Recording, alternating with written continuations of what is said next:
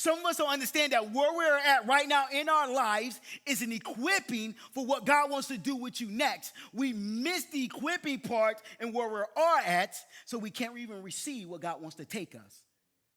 Because we're not ready for that. And so David already knew that, hey, I'm a shepherd. I know I wasn't the first one on the list, but I'm telling you one thing. I know my God. I know how big he is. I know how he can rescue me. And so when he came down to serve his brothers, and he just happened to catch this taunt while he was serving his brothers. Could you imagine? He's probably already thinking like, why ain't y'all out there doing something? Why are you even allowing this pagan Philistine to disrespect our God? Have you forgotten he's the same God who has rescued us from Egypt? Have you forgotten he's the same God that split the Red Sea? Have you forgotten he was the same God that met us in the wilderness? Have you forgotten he's the same God that began to give us the promised land? Have y'all forgotten all this? Have you not seen how victorious our God is, and you're going to allow this pagan Philistine to defile him? As a believer, we must learn to discern that the true nature of our battle and understand that our fight is not against people or circumstances, but against the enemy who seeks to steal, kill, and destroy us. That's your battle.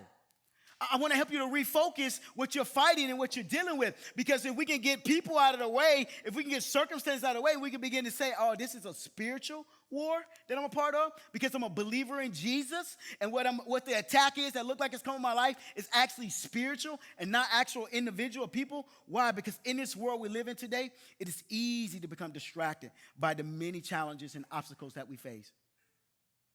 It's easy. We find ourselves struggling with financial difficulties, health issues, broken relationships, even persecution for our faith.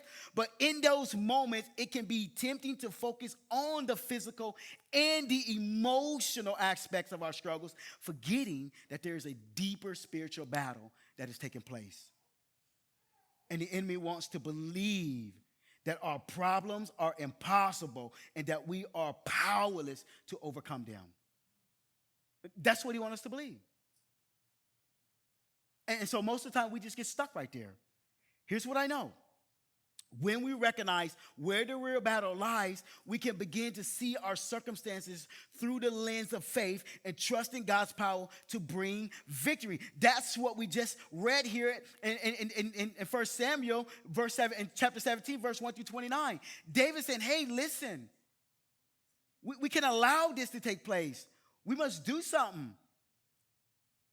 We must address this issue. Why? Why? Because to recognize where the real battle lies, we must first understand the nature of our enemy.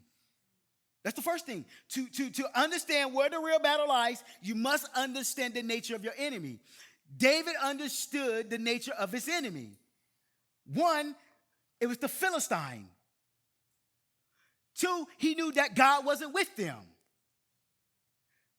Three, he knew who his father was. Four, he's seen how his father can rescue him from the most dangerous places ever. Five, so he knew.